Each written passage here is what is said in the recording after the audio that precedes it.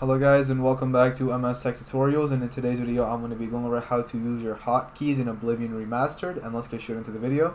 So it's very simple. All you have to do is go over to your inventory.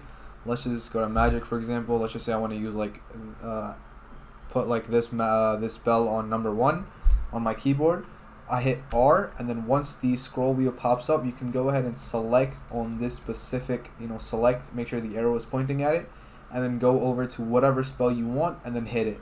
And then that's basically it. It's very simple. And then obviously, once you're actually in the game, or once you're here, you can go ahead and just scroll through. Hit 1 is for the soothing touch, 2 is for whatever the shock spell, 3 is for summon the conjuration spell, etc. And then if you want to manually do it, you just hit R on your keyboard and then you just select, and then it will be selected. And yeah, that's very simple.